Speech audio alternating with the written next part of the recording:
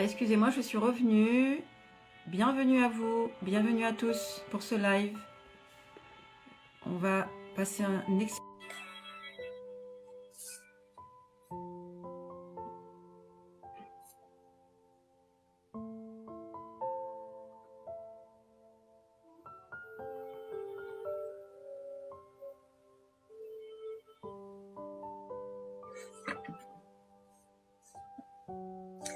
Je viens, voilà, de t'envoyer une invitation.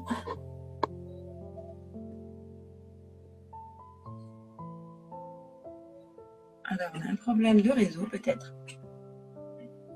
Est-ce que tu m'entends, Magali? Excusez-moi.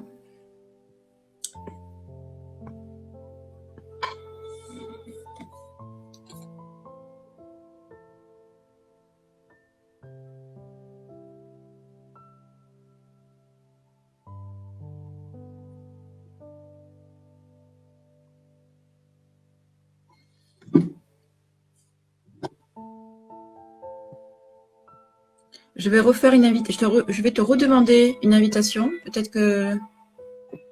Pourtant, je t'ai invité, hein, mais je viens de t'envoyer une invitation.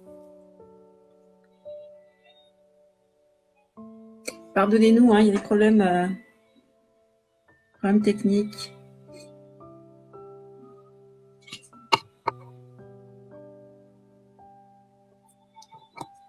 Voilà, je viens de te reformuler une invitation. Ah, tu m'entends. Super. Peut-être que... Est-ce que tu peux accepter l'invitation? Alors, attends, je vais recommencer. Non, mais pourtant, elle y est, l'invitation.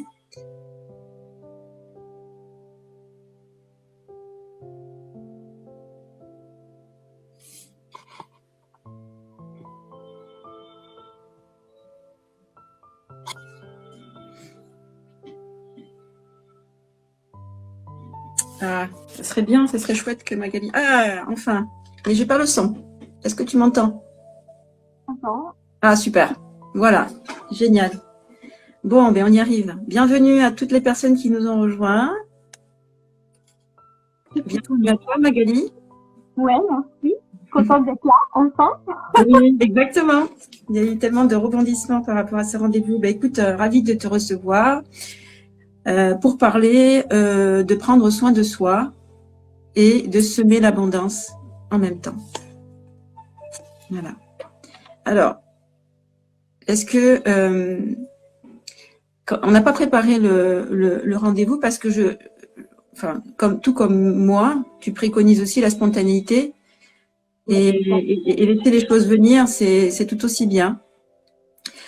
Quand tu parles de prendre soin de toi, parce que tu allies bien le corps et l'esprit, hein, tu fais bien la synthèse des deux, est-ce que tu peux nous parler de ça justement, du lien que tu fais entre les deux et la nécessité de prendre soin de son corps, justement? Alors, moi, c'est très simple. Je suis quelqu'un qui avait pris énormément de poids à l'adolescence suite à un choc émotionnel. Et en fait, mon corps était devenu finalement le réservoir de tous mes malheurs. C'est-à-dire que par l'alimentation, mais aussi par les excès, la cigarette, tout ça, c'était mon corps qui était devenu finalement comme mon sauveur, parce qu'en fait, tout le mal que je ressentais à l'intérieur, en fait, je le faisais subir à mon corps. Et quand j'ai compris que c'était ça que je faisais en fait, hein, que à travers finalement tout ce que je faisais subir à mon corps, j'essayais de me guérir. Oui. C'est là où j'ai compris qu'en fait il fallait que je me guérisse d'abord, moi, que je travaille à l'intérieur pour vraiment pouvoir prendre soin de mon corps. Et c'est là où le travail personnel, donc de l'intérieur, vient se combiner à l'extérieur pour finalement créer vraiment je prends soin de moi dans mon entièreté et dans ma globalité, et pas seulement je me mets de la crème sur le visage pour prendre soin de mon visage, mais tu peux mettre autant de crème que tu veux. Si à l'intérieur c'est le chaos, bah même à l'extérieur, ça se verra aussi. Donc le bien-être, le prendre soin de soi, c'est prendre soin de soi à l'intérieur, comprendre qui on est, savoir s'écouter, savoir dire non, savoir aussi écouter ses besoins. Je suis fatiguée, je vais me reposer et pas je lutte. Et en même temps, qu'est-ce que je donne à mon corps comme nutrition, comme alimentation, comme soin pour qu'il y ait un équilibre finalement entre les deux. Donc pour moi, c'est vraiment ça, le prendre soin de soi, c'est l'intérieur aussi bien que ce que je peux faire à l'extérieur. Donc, tu as eu comme un déclic, hein, parce que ça arrivait à un moment donné, où tu as pris conscience qu'il fallait prendre soin de ton corps. Et comment est arrivé ce déclic, justement? Ah bah parce que mon corps a lâché. Mon corps a lâché tout bonnement. Je me suis réveillée un matin avec des douleurs atroces, à me dire mais qu'est-ce qui se passe, je comprends pas. Qu'est-ce qui se passe? Donc je vais à l'hôpital, on m'explique que j'ai une névralgie, j'ai ci, j'ai ça, que suite à tout ce que j'ai subi comme accident, mon corps il souffre et que voilà, je vais pas la vivre avec ça. Et là je me suis dit non, je suis pas d'accord. Moi je suis pas d'accord, je veux pas vivre comme ça, c'est pas possible, il doit y avoir quelque chose à faire.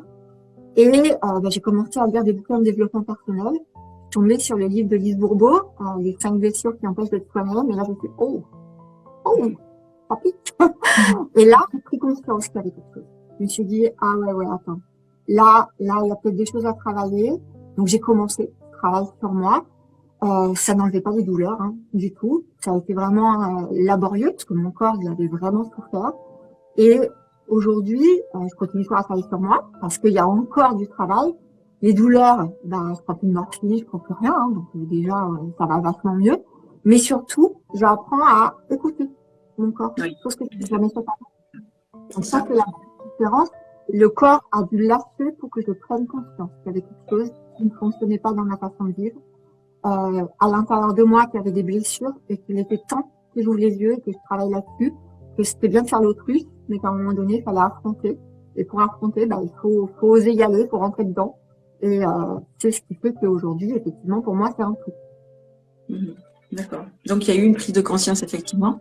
Et aujourd'hui, tu accompagnes des femmes et des hommes, ou essentiellement des femmes? Enfin, des femmes?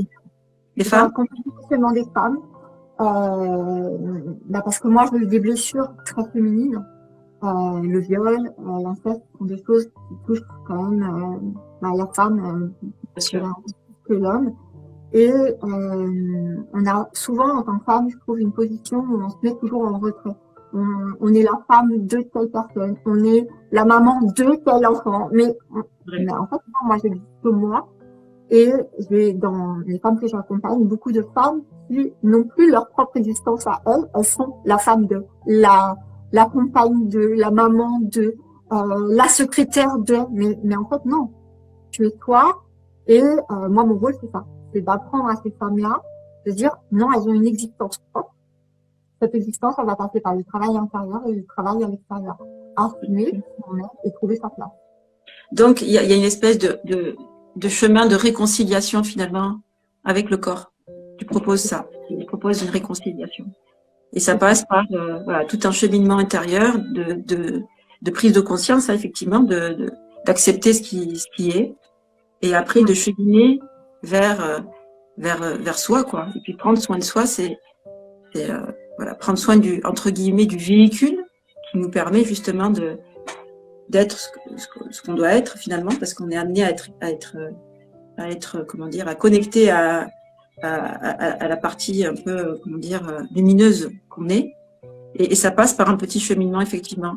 Et c'est vrai que c'est intéressant, ton accompagnement est intéressant parce que on a tous tendance à dénigrer un petit peu le corps et le mettre de côté. On prend beaucoup, on fait beaucoup attention à l'esprit, à ce qu'il y a à l'intérieur, mais le corps, c'est tout aussi important finalement. Souvent, alors moi, les femmes que j'accompagne, souvent, elles ont un problème de poids. C'est souvent par rapport au poids où elles se disent, oh, ça y est, là, j'ai pris du poids, hop, je me reprends. Mais en fait, ce problème du poids, il est juste la conséquence de quelque chose. Il est celui qui va te dire, tiens, faut que je fasse attention à moi. Mais c'est en aucun cas, finalement, la prise de conscience intérieure de se dire, ouais, peut-être que j'ai des choses à travailler en moi, qui va être le déclencheur. C'est souvent, quand j'ai pris du poids, il va falloir que je fasse attention à moi. Donc, du coup, hop, j'entame une perte de poids. Ça ne marche pas. Je ne perds pas de poids. C'est le régime qui marche pas. Non. C'est à l'intérieur de toi. T'as pas de ce qu'il fallait. Souvent, la prise de poids, c'est une carapace. C'est souvent quelque chose qui est là pour une bonne raison. Et quand je dis ça aux femmes, souvent, elles n'aiment pas que je leur dise que ce poids leur sert à quelque chose. Mais Là, c'est vraiment l'expérience. Alors, moi, je parle pas de 5 kilos. Hein. Moi, j'avais pris plus de 35 kilos. J'ai perdu ces 35 kilos. 35 kilos, c'est ce qu'on appelle une grosse carapace. Et cette carapace, elle était là, en fait, pour me protéger de l'extérieur. Pour me construire un mur, pour plus qu'on me touche moi, pour plus qu'on me fasse de mal. Et je pense que chaque personne qui prend du poids, c'est qu'il y a quelque chose autour. Ça leur sert à quelque chose. Est-ce que ça peut être que quelqu'un fasse attention à toi parce que, bah, effectivement, tu prends du poids, les gens s'inquiètent, ah bah, dis donc, t'as pas l'air d'aller bien. Enfin, le poids, les gens